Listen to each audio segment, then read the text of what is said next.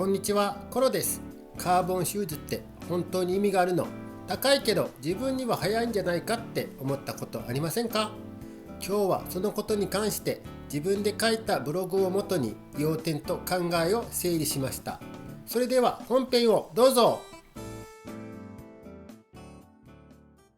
さて、カーボンシューズ。ランナーだったら一度は履いてみたいって思いますよね。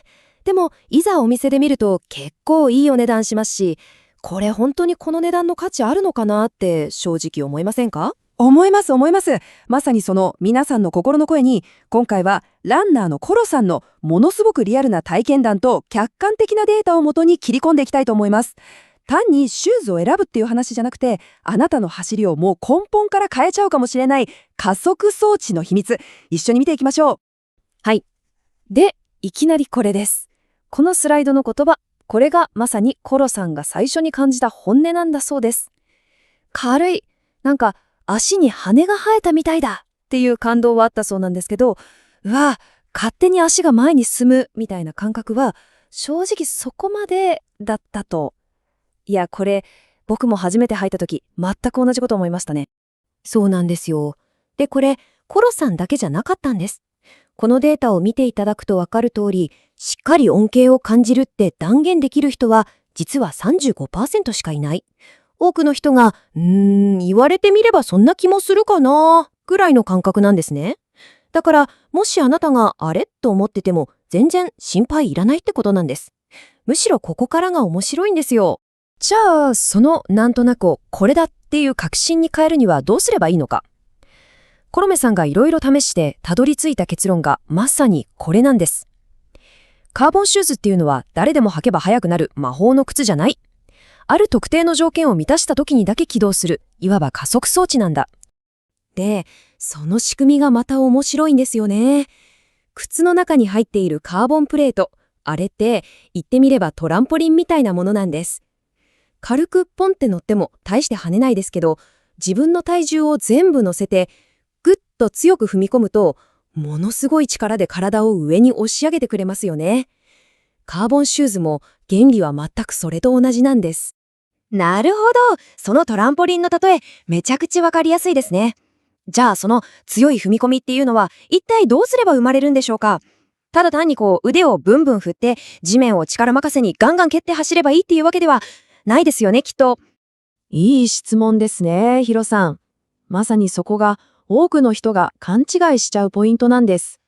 そこで出てくるのがコロさんならではのちょっと変わった練習法。その秘訣はこの言葉に全部詰まっています。マットをへこませる。ヒロ、マットをへこませるですか。これすごい表現ですよね。地面を後ろに蹴るっていう意識じゃなくて、自分の体の真下にまるで粘土か何かを踏みつけるみたいにぐにゅっと力を加えるイメージ。コロさんはこの真下への力の集中こそがプレートを最大限にしならせて爆発的な反発力を生む鍵なんだって言ってるんです。そうなんです。これまさに目から鱗じゃないですか。速く走ろうとするとどうしても足を前にって考えがちですけど、実は真下への意識が大事だったなんて。力任せに走るんじゃなくて、いかに効率よく的確に地面を押せるか、この感覚を養うことが全てのスタート地点なんですね。でもそのマットをへこませるっていう感覚、一人で練習してると正直本当にできているのかどうか分かりにくくないですか？自分ではよし、今のはへこんだぞって思っても、客観的に見たら全然できてなかったりとか、なんか自己満足で終わっちゃいそうな気もします。そう、まさにそこなんですよ。感覚だけに頼るとどうしても主観的になっちゃう。そこでコロさんが最強の相棒と呼んでいるのがランニングウォッチ、特にガーミンが示してくれるデータなんです。自分の感覚が正しいのかどうかを常に冷静に客観的な数字で教えてくれる。まさに24時間つきっきりで見てくれるバーチャルコーチみたいな存在ですね。まずそのコーチ、つまりウォッチが教えてくれる目指すべき方向性ですね。このスライドが示している通り、プレートの反発力でスーパーボールみたいに上にぴょんぴょん跳ねる走りを目指すんじゃないんです。その反発エネルギーをいかにロスなく前へ進む力、推進力に変えるかが勝負の分かれ目なんですね。じゃあ、そのバーチャルコーチは具体的にどんな数字を見てアドバイスをくれるんですか？はい、最初の指標がこれです。上下動。つまり走りながら体がどれくらい上下にブレちゃってるかっていう数値ですね。このブレが大きいっていうことは、それだけエネルギーを上に無駄遣いしちゃってる証拠なんです。このさんが目指すべきだというのが、この 6.0 から 8.0 センチの範囲。これ結構シビアな目標ですよね。そしてこちらがコロさんがヒーロー指標と呼ぶ最も重要なデータ、上下動比です。これは一歩進む距離に対して上下のブレがどれくらいの割合かっていう数値。つまり、いかに無駄な上下運動を抑えて効率よく前に進めているかの成績表みたいなものなんです。目標は 7.0% 以下。これが達成できればカーボンの力を完璧に引き出せている証だとコロさんは言い切っています。なるほど。マットをへこませるっていう感覚と、それを客観的に測るデータ。この2つがあればもう完璧ですね。ユミンと思いきや、コラさんの分析はここからがさらに深くて面白いんです。最後のピースはなんと私たちの脳。彼がやる気ブレーキと呼んでいる無意識の体の防御反応なんです。カーボンシューズって強い反発力を生む代わりに着地の衝撃もかなり大きいんです。特に足首とかふくらはぎには今までのシューズとは比べ物にならないくらいの負担がかかる。もしその負荷に耐えられるだけの筋力が体に備わっていないと、脳が本能的にこのままじゃ怪我をする、危険だって判断しちゃうそうなんで。うわー、そういうことだったのか。つまり、いくら頭でマットをへこませるぞって意識してても、体が準備できてないと脳が勝手に安全装置をかけちゃうんですね。車のスピードが出過ぎないように制御するリミターみたいなものです。ってことは恩恵を感じないのはシューズのせいでも走り方が悪いからでもなく、もしかしたら単純に自分の筋力が足りてないだけかもしれないってことか。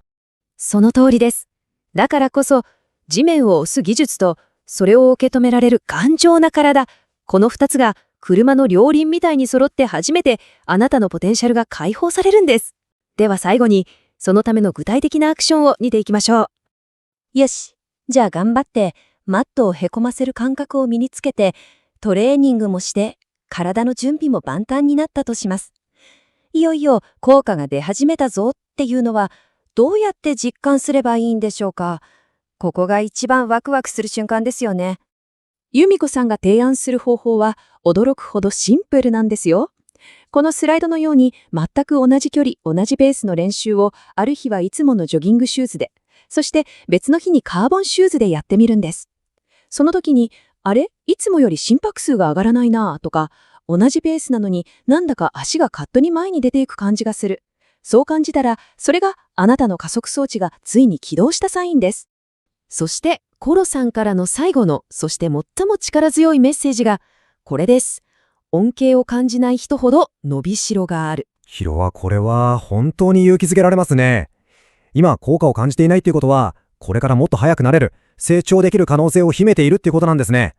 カーボンシューズはただ速く走るための道具じゃなくて、自分の成長をちゃんと目に見える形にしてくれる最高のバロメーターなのかもしれません。さあ、次はあなたが自分の加速装置を起動する番です。最後まで見ていただきありがとうございます。